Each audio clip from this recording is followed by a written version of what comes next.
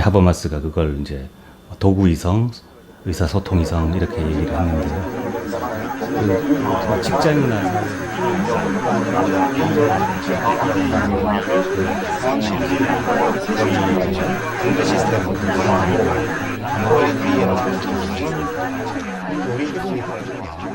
예를 들어서 어린애가 나 다리 밑에서 주워왔어? 나 어떻게 생긴 거야? 이렇게 묻는데 아빠가 그런 건 알아서 뭐해? 이렇게 대답하면 그때부터 대화 끝나잖아요. 소통이 없어지는 거잖아요.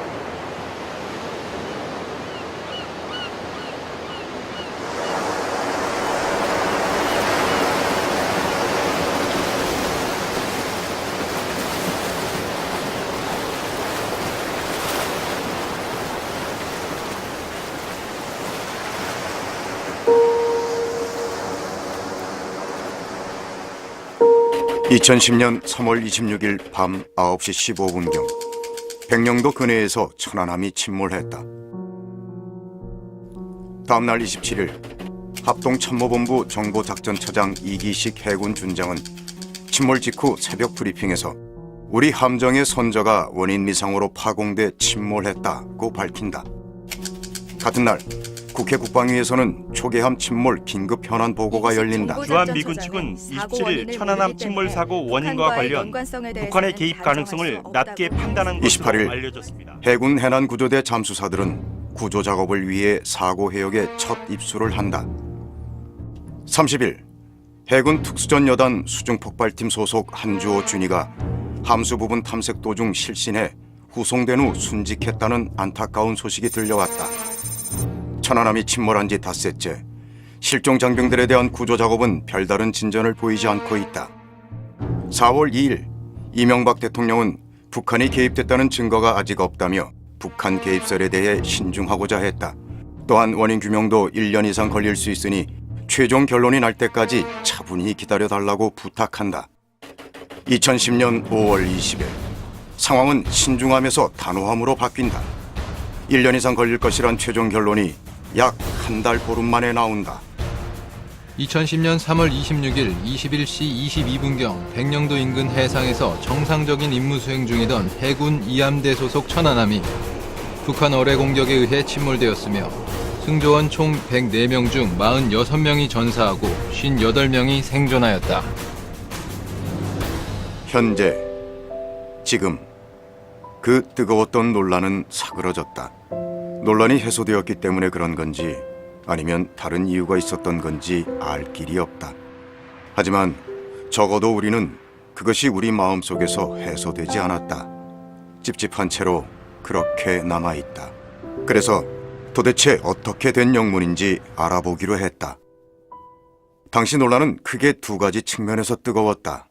첫째, 좌초가 있었는지, 그리고 둘째로 어뢰에 의한 침몰이었는지 말이다.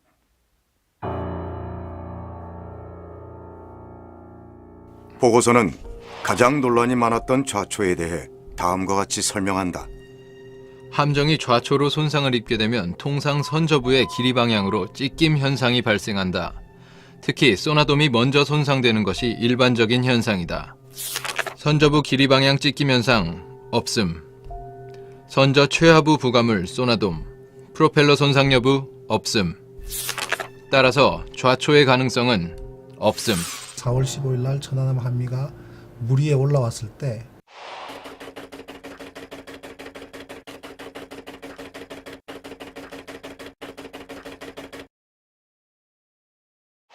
배 밑바닥에 앞뒤로 쭉 그어진 그 스크래치, 그것이 바로 좌초의 증거입니다.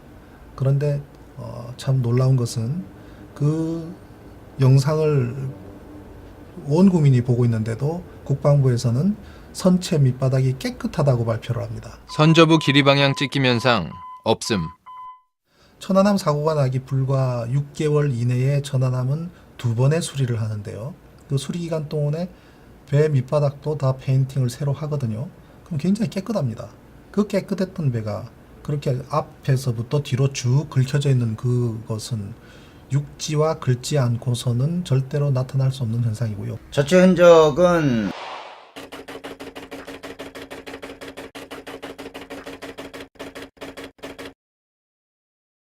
뭐 좌초라는 거는 말 그대로 어디에 밑바닥을 긁었다는 얘기인데, 그런 거는 뭐 다 있고, 저 스테빌라이저라고 있어요. 균형, 그 배를 갖다가 이제 속도에 뭐 롤링 안 하게 배를 움직이지 않게 자동으로 이렇게 유압으로 움직이는 거 판이 있어요. 그 수평타라는 거. 거기에도 그 닿아서 찢어진 게 있었고, 그 직접 가서 봤을 때 이건 그 빌지킬 플레이트라 그래서 횡요 방지판이 어느 방향으로 불규칙하게 찌그러졌고, 그 빌지킬이 휘어지고 손상을 입은 흔적, 그리고 부분적으로는 파공이 발생해서 그쪽으로 물이 새고 있는 그런 현상. 선저 최하부 부가물 소나돔 프로펠러 손상 여부 없음. 배라는 것은 항해를 할 때 항상 앞부분이 조금 떠서 항해를 하게 됩니다. 그렇기 때문에 배의 앞부분 하부에 있는 소나돔이 다치지 않았다고 해서 좌초가 아니다라는 것은 배 뒷부분이 바닥에 닿았으면 좌초인 것이죠. 프로펠러 휘는 현상의 시뮬레이션. 결과는 다음과 같다. 이와 같은 변형은 좌초로는 발생할 수 없고 프로펠러의 급작스런 정지와 추진축의 밀림 등에 따른 관성력에 의해 발생될 수 있는 것으로 분석하였다. 그 갈라고 하는 그 경향 때문에 그 두꺼운 프로펠러가 휘었다고 주장을 하는데, 참 이거는 그 사람들이 양심을 뭐 하기야 이 일 자체를 꾸민 사람들이 양심을 팔아먹었겠지만, 그건 진짜 말이 안 되는, 다 말이 안 되는 그런 거고, 그게 좌초의 증거예요. 제가 미국 팀한테 봐라, 이 프로펠러가 휘어진 것이 이게 바로 그 해저 지반하고 닿았던 증거라고 나는 생각하는데 당신 생각은 어떠냐 그랬더니, 그 미국 팀이 한 얘기가 그래요. 배가 깔아앉으면서 이 프로펠러가 해저 지반에 쿵 부딪히면서 손상을 입었다는 겁니다. 그래서 그때만 해도 국방부에서는 그런 식으로 논리를 폈거든요. 천안함이 반파가 되고 한미가 깔아앉으면 한미에서는 앞부분이 더 무겁다. 그렇기 때문에 앞쪽이 물속으로 먼저 들어가고 프로펠러는 뒤쪽으로 들어가기 때문에 프로펠러가 지반에 닿아서 손상했다는 것은 아니지 않느냐. 그랬더니 그 미국 대표단이 손짓으로 앞부분이 쿵 하고 뒷부분이 쿵 하면서 손상을 입었을 것이다. 또 그래요. 그래서 제가 그랬죠. 그럼 왜 프로펠러 5개가 다 휘어졌느냐. 한 군데만 휘어져야지. 프로펠러가 돌았기 때문이라는 거예요. 엔진이 부서져서 기동력을 상실했는데 왜 프로펠러가 돌아가냐 그랬더니 anyway 그렇다는 겁니다. 전진을 하다가, 그러니까 앞으로 이동을 하다가 급하게 배를 서야 되겠다 하면은 브레이크를 밟는 게 아니고 그걸 후진으로 돌려요. 근데 고속으로 전진을 하다 후진을 하게 되면 간혹 상처가 그러니까 데미지 입는 게, 손상이 되는 게 프로펠러 날개가 아니고 이 샤프트가 부러져요. 추진축이 부러지는 경우는 있어요. 하지만 날개가 그렇게 휜다는 거는 그거는 말이 안 돼요. 그거는 진짜 말이 안 돼요. 사건이 있은 지 몇 달 후 이종인 씨는 민주당 최문순 의원과 사고 지점을 추정해서 해저 촬영을 한다. 의심구역에는 조개가 무언가에 문질러진 흔적이 보였다. 이러한 흔적이 천안함에 의한 스크래치라고 어떻게 알 수 있을까?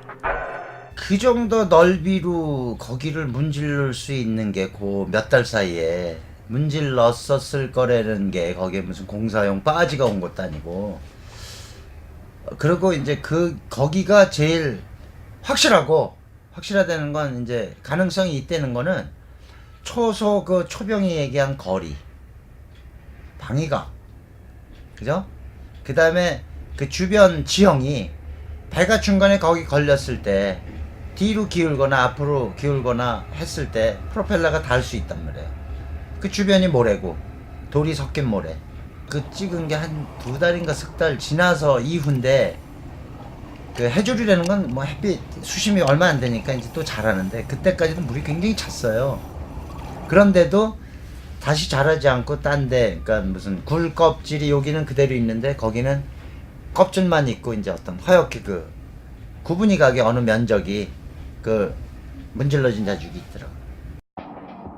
자동차 사고의 증거인 도로의 스키드 마크처럼 배의 좌초 흔적으로 볼 수 있는 스테빌라이저, 빌지킬 플레이트, 프로펠러에 손상이 없다는 보고서의 내용은 배에 대해 잘 모르는 우리가 봐도 손상이 있어 보인다.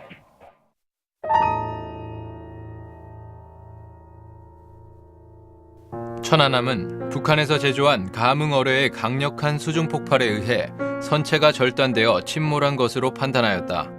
하나씩 살펴보자. 먼저 수중 폭발한 그것이 북한에서 제조한 어뢰라고 한다.